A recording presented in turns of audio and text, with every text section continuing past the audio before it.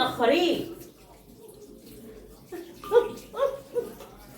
خلصتش لسه. صلي وسلم وبارك على سيدنا محمد وعلى اله وصحبه اجمعين. حبايبي الغاليين وحشتوني.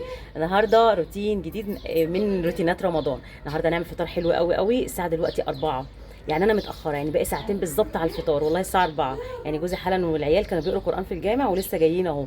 تعالوا نشوف هنعمل ايه النهارده. بس حطوا لايك للفيديو كومنت حلو. عايزين نبدا كده كل الروتين بتاعنا بكل طاقه وحماس. فاضل ساعتين هنعمل عصير وهنعمل فطار وكمان سليم قاعد اهو. سليم هناك اهو ملك. تعالوا بقى نشوف هنعمل ايه النهارده. طبعا عندنا من امبارح قطايف فمش هنعمل حلو دلوقتي، تمام. وعندنا جوزي نزل جاب خيار. ما رحناش السوق النهارده الجمعه، ما رحناش السوق. عندنا حاجات. عندي صوبيا من السنه اللي فاتت طلعتها من درج الثلاجه، وعندي عرق سوس هنعمله. ومش كنت هعمل حاجه باللبن بس ما عملتش. المهم طلعت لحمه. هنعمل حالا اكله حلوه وسهله وسريعه كده، فكيتها. وعندي برضو ربع مفروم هنعمل بيه برضو حاجه تانية. يعني الحمد لله المطبخ نظيف وزي الفل عشان ما اقومش يكون ورايا اي حاجه خالص. يعني هنبدا على طول الفطار. حطوا بس لايكات كتيره للفيديو عشان النهارده انا هبدا الفيديو بكل حماس بكل طاقه وحماس. نحط الخيار في الثلاجه. عندنا كل حاجه الحمد لله. وعندنا شويه عصير فراوله على مانجا. وعندنا كمان شويه بلح باللبن. يا تعملي عصير؟ لا هعمل اهو. بس هنعمل الاول ايه، هنولع الاكل وبعد كده واحنا شغالين بنعمل عصير. انت تعملي صوبيا؟ وهنعمل لكم صينيه رقاق لانكم مش هتحبوا تاكلوا المبكبكه. تعملي صوبيا؟ وهعمل صوبيا. هو ايه الرقاق ده بقى بيتاكل ازاي بقى؟ اول حاجه هولع عليها، هولع على ايه، على اللحمه المفرومه. هنحط كده حته سمنه بلدي، تمام. انا عايزاها النهارده فيها دهون لان هعمل بقى صينيه رقاق. وهننزل كمان بشويه زيت.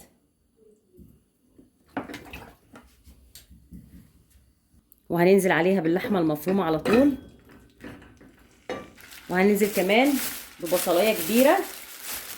طبعا البصل احنا فرمينه مع بعض قبل رمضان ومفرزينه، بجد مسهل عليا الدنيا. البصل المفرز والثوم المفرز والصلصه، بجد والله العظيم يا جماعه تحفه. احلى من ان انت تجهزي الاكل اصلا ان انت تجهزي بصل وطماطم وثوم بس. هغطي عليها بس عشان ايه اللحمه تبدا تفك معايا. هي شوربه اهيت كنت حاطاها في الفريزر، احطها عشان نسقي بيها ايه الرقاق. كده تقريبا جهزنا اول وصفه. هننزل كمان على اللحمه بسم الله الرحمن الرحيم بشويه بصل جزر مبشورين عشان تدينا كميه محترمه. احنا عايزين نزود الكميه عشان ممكن نعمل بها صينيه رقاق تانية، نعمل بها صينيه مكرونه كده. الجزر يا جماعه من الحاجات الحلوه قوي قوي اللي بتزود كميه اللحمه وبرده في نفس الوقت مش بتغير طعمها. هنحط كمان قرن فلفل كده مع قرن شطه سبايسي برضو يزود الكميه. وهنبدا بقى نقلب. اللحمه بدات تفك معانا اهي. طبعا انا مخليها النار وسط، مش معلياها قوي ومش موطياها قوي عشان اللحمه ما تنزلش ميتها. نقلب بقى كده ونجيب شويه بهارات نحطهم ومعاكي احلى لحمه مفرومه في الدنيا. كميه حلوه قوي والطعم هتلاقيه جنان. الجزر اصلا هيسكر معاكي اللحمه. عندي بقى شويه كمون، دول اخر شويه كمون عندي، احطهم كده عشان البصل.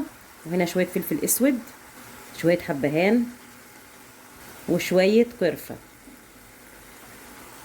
وهنبدا نقلب. بس كميه دولت تقريبا 200 جرام لحمه، يعني دولت مش ربع كيلو حتى ولا نص كيلو، دول 200 جرام لحمه. كنت فارمه لحمه واتبقوا قمت حطاهم في كيس، حتى ما كانش عندي كيس ثلاجه كمان، فحطهم في كيس عندي كده بتاع السوبر ماركت وقمت حطهم في الفريزر. شايفين عملوا معايا كميه قد ايه؟ اللهم صل على النبي، كميه كبيره. هنحط بقى شويه ميه من الحنفيه عادي، دي لحمه مفرومه يعني مش محتاجين ان احنا نحتفظ بالعصاره جوه والكلام ده كله. نعلي النار بس بسيط. اول ما تبدا تغلي هدي عليها النار ونبدا نعمل الوصفه الثانيه. بقى في حله ثانيه هنحط حبه زيت برده، بحب احط الزيت في الاكل بيخليه بيلمع. وهننزل بحته سمنه بلدي صغيره تدي طعم للاكل حلو. اول ما الزيت يسخن هنعمل النهارده هنعمل مبكبكه، حاجه من الحاجات السهله. الساعه دلوقتي 4 اصلا، يا رب اللحمه بس تلحق تستوي ان شاء الله، تستوي باذن الله قبل ما المغرب يبدا ب10 دقائق او بربع ساعه. هبدا انزل بالمكرونه، يعني هنسيب اللحمه تستوي براحتها.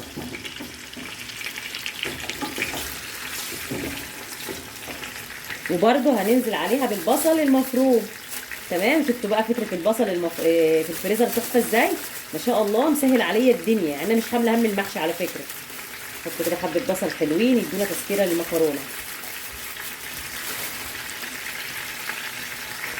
هنحط قرن شطه، هنحط اخر حبه قرفه عندي، هنحط قرنفل، هنحط ورق لوري، كزبره ناشفه، قرفه. القرفه تديها طعم رائع. حبهان. المفروض نحط معلقه صغيره من البابريكا، بس ما عنديش، نسيت حطيتها في الفول وانا بعمله وما جبتش، بس الفلفل هيقوم بطعم البابريكا. نقلب بقى كده ونشوح ونشوح وشموا الروايح بقى وقولوا لي الله الله الله على الجمال. يا رب اخلص قبل ما المغرب يبدا.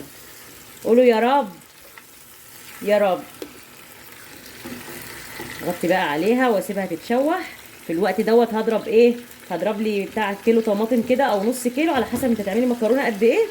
واول ما بتبدا تغير لونها ننزل عليها بالطماطم. عايزه اقول لكم نسيت حاجه مهمه جدا، نسيت احط فلفل اسود. مش تقولوا لي وتفكروني عماله اقول يا اللحمه ريحتها مش طالعه فيها فلفل اسود ليه؟ شويه فلفل اسود كده تشموا بقى اللحمه. نقلب بقى ونشوح كده. بسم الله. الفلفل الاسود ده تحس ان هو يعني ملك الطعام، يعني لو الاكل ما اتحطش في الاكل تحس ان الاكل ملوش طعم. سبحان الله.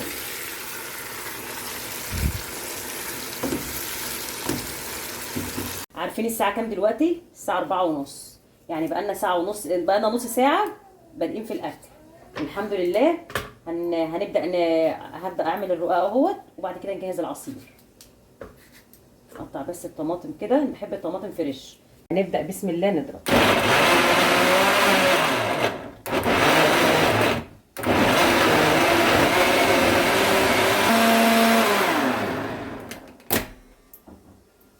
هبدا بقى اعلي النار لان كنت مخليها وسط عشان اللحمه تنزل الصوص بتاعها. وهنبدا نحط ايه؟ عصير الطماطم. اول ما يبدا يغلي هنخلي النار وسط عشان تتسبك معانا. كالعاده بنشطف الخلاط ونحط كل فتفوت الطماطم ونقلب كده. جاهز معانا ايه؟ الاكل. بعد ما تتسبك هننزل عليها بالميه المغليه، وبعد كده نحط ايه؟ المكرونه. وادي تاني وصفه تقريبا جهز منها 70%. تعالوا بقى نجهز العصاير. اول حاجه هعملها العرق سوس، وطبعا مش هعمله بميه بارده، هعمله بميه مغليه عشان الريحه بتاعته بتخش الزور. حط 3 معالق. 3 المعالق دولت بياخدوا لترين ميه، ممكن ياخدوا لترين ونص على حسب قوه طعمه. انا طبعا ما بحطوش في علبه ولا باي حاجه، بسيبه في كيسه كده عشان البخار اللي بيطلع منه ده طعمه حلو. بعد كده الميه هتغلى اهيت ونضيفها. رشه الكربوناتو. بسم الله. رشه صغيره عشان ما يمررش معانا. كربوناتو اللي هو كربوناتو الصوديوم. هننزل بقى بالميه المغليه. بسم الله الرحمن الرحيم. انا مش عامله كتير لان انا ومحمود بس اللي بنشربه. هبدا بقى كده اقلب كده يختمر اختمار سريع. نحطه بقى في شمس ولا نسخن له فرن البوتاجاز؟ عشان عايزه اعمله قبل الفطار او بعد الفطار على حسب بقى، نشوف الساعه 5 ل 10 اصلا. بس كده.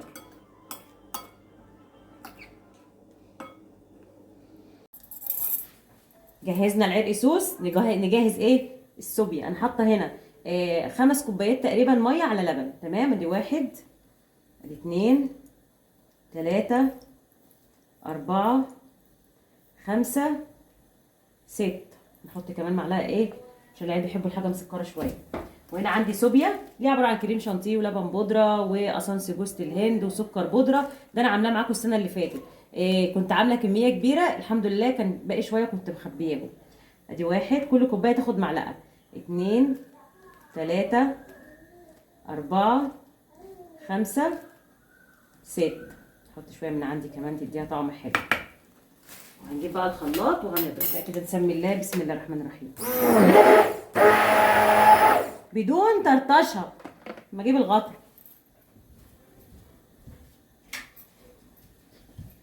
مع اني والله مطلعه الغطا ونسيت. انا عارفه انها هتطرطش.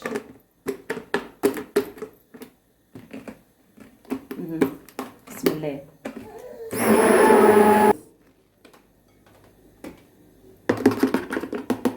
بس كده عملنا السوبي. شايفين الفوم اللي حصل؟ بصوا بصوا بصوا بصوا بصوا جماله. حطها بقى في التلاجة او في الفريزر علشان الصوبيا بتحب تكون ساقعه، ما تحبش تتشرب سؤال 5:15 الساعه 5:15. معايا شوربه سخنه مغليه ومعايا لبن مغلي، احط منه كده ايه شويه مش كتير، يعني تقريبا نص كوبايه. تمام. وطبعا مظبطه الملح والشوربه فيها بهارات وفيها كل حاجه. مش هنحط سمنه في الشوربه، بس هحط حاجه مهمه قوي في الشوربه. هنحط ربع معلقه صغيره من البيكنج باودر. بسم الله. شويه البيكنج باودر كده صغيرين هيخلولك الرقاق يورق. وهنقلب. نبدا بقى كده على طول نسمي الله ونشوف معانا ايه. معايا شوربه ولبن مغلي ومعايا سمنه سايحه كده عشان هندهن بيها بين طبقات الرقاق، ومعايا صينيه. هنعمل ايه الاول؟ اول حاجه هعملها هرش شويه سمنه كده، هرش شويه سمنه كده في قعر الصينيه عشان الرقاق بتاعنا ايه ما يلزقش. سليم واقف ورا الكاميرا عايز الموبايل. عايز ورا الموبايل؟ انت عايزه الموبايل يا توتو؟ ننزل كل السمنه. انت يا توتو يا حلوه. ندهن دهنه سمنه حلوه قوي تحت عشان الرقاق ايه بيحب الدهون، يعني عشان يبقى مورق كده بيتخن الرقاق ده.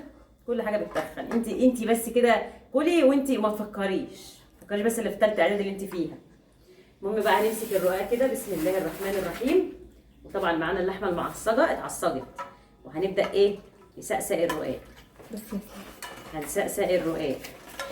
هنسقسق الرقاق. هنسقسق ايه يا ولاد؟ الرقاق.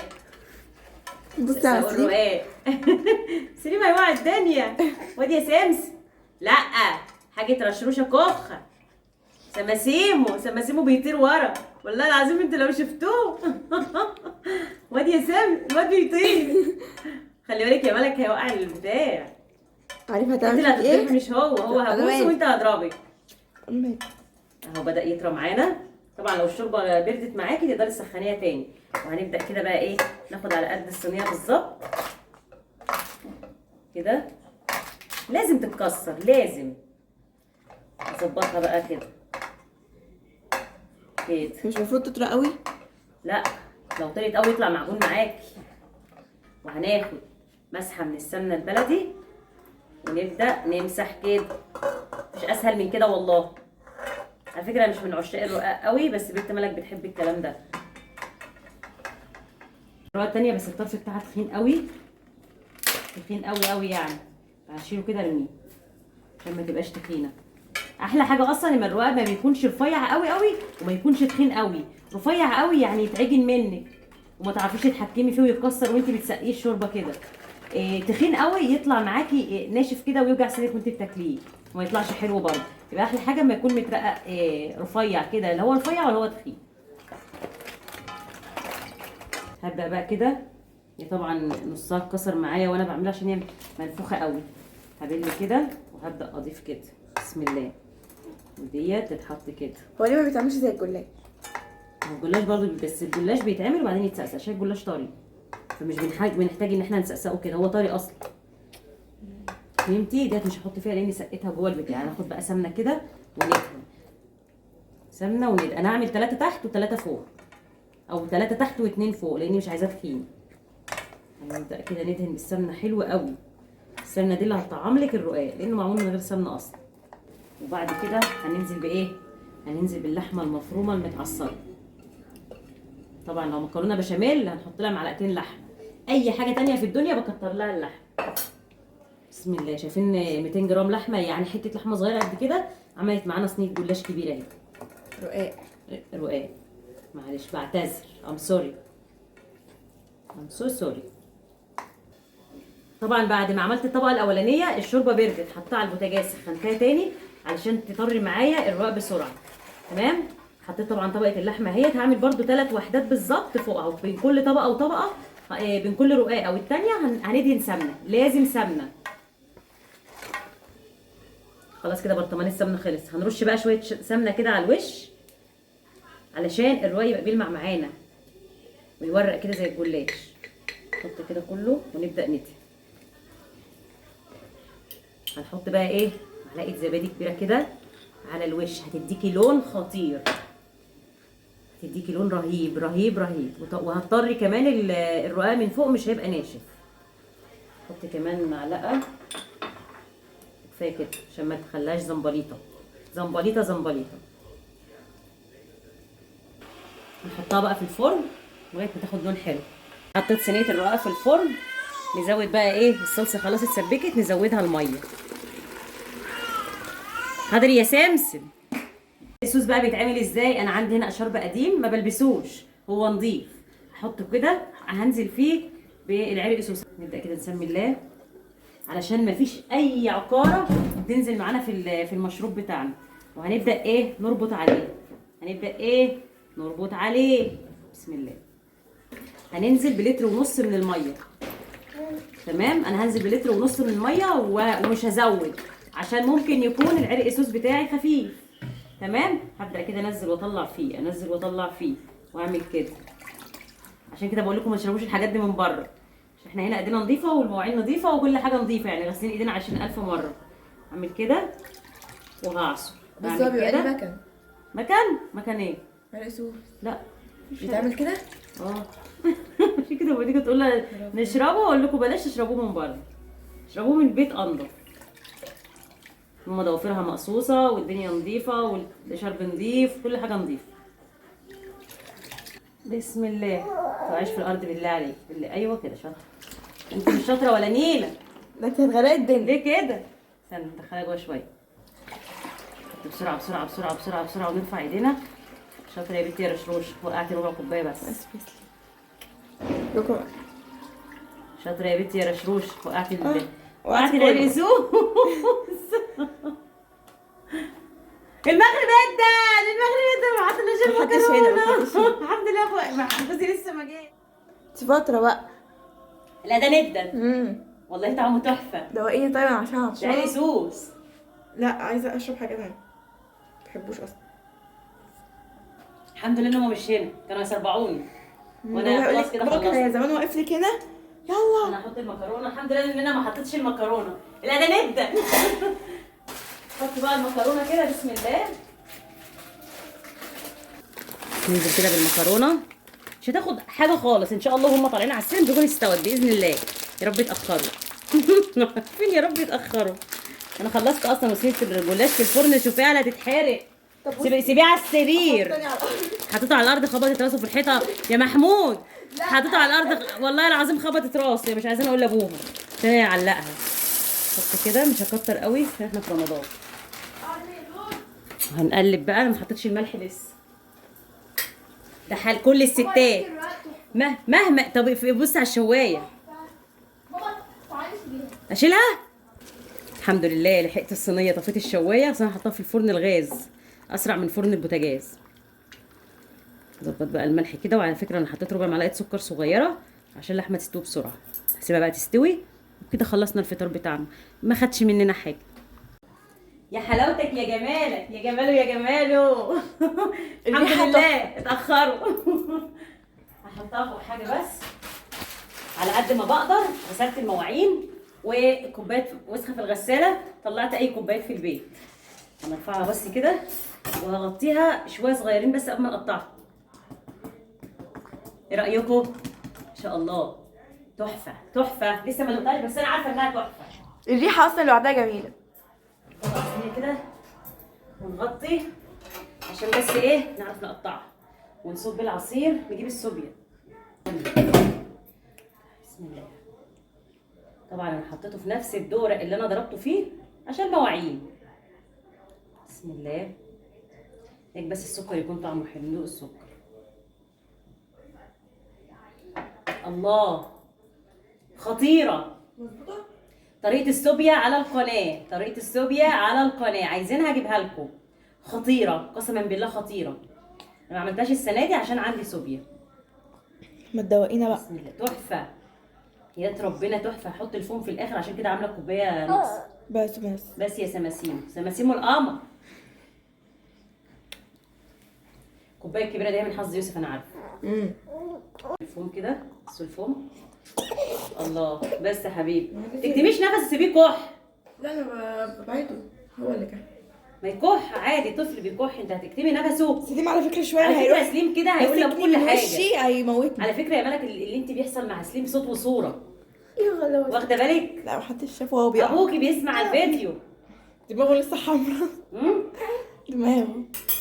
ابوكي بيسمع الفيديو. عدس يا اخي. الله، فخطير قسما بالله. انا عامله على قد بالظبط عشان هي بتاخد لبن طبعا كده. انا هشرب دول. مش عارفه ايه حكايه الاطباق مع الكوبايات معايا النهارده الكبيره دي. ما تجيبي بق بقى. ايوه هاتي كوبايه. تاخدي كوبايه كبيره؟ لا اي حاجه. ماما بس تاخدي سليم من على ايدي. الله يا طعمها حلو. هغسلها برضه عشان على ما يجوا نكون خلصت كل حاجه. ما ترني عليهم صح. قالين عليهم فين اللي خلصت؟ ما تخليكي كده صبوره. ادي يا سليم. الحمد لله. أدي يا سليم. مع ان النهارده الجمعه هتلاقيهم واقفين مع حد او بياكلوا في مائده الرحمن. سليم معايا. بيرن. الله. خلصت ولا لا؟ في حد ما بيخلصش على المغرب يا محمود؟ انتوا اللي فين؟ انتوا اللي فين مخلصه بقالي ساعه. انتوا اللي متاخرين. خلصتش لسه. عشان اعرفوا ان هم اللي سايبين مش انا اللي سايبين. يا رب ما يتفرجش على الفيديو ده. خلصت كل حاجه وزي ما انتم شايفين كمان غسلت المواعين. كل حاجه خلصت. دي ام شاطره.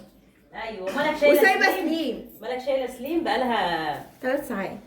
من يوم ساعه ما بدات الاكل. هما الساعه نزلوا 4 وهي مسكته. نشوف بقى ايه اسمها ايه. مبكبكه استوت. بجد. واللحمه بسم الله خلصت. اللحمه استوت. خلصت. فعلتوها. ناكل بقى يلا ناكل. ما يجوا. لا مش مهم هم يبقوا يجي ياكلوا بقى. اهي مبكبكه. المبكبكه يا ولاد. رب اللحمه تكون استوت. بس خلاص. بصوا طريقتي ازاي بقت جميله. هنسلك بقى الجينات كده. بسم الله. طبعا لو هتعمليها في صينيه جرانيت او صينيه تيفال هتتقلب منك. انا مش ضامنه تتقلب. بسم الله الرحمن الرحيم. هنقطع بقى كده. الله. جم. ماشي سلام. هو انا سامع حد في الصاله؟ بسم الله. ايه رايك؟ دي صوبيا. ليش هفطر وكان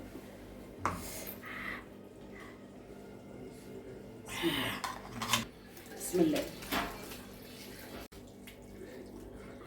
بسم الله. طب صينيتين عشان تبرد. اللهم صل على النبي. اللحمه استوت اهي. الله.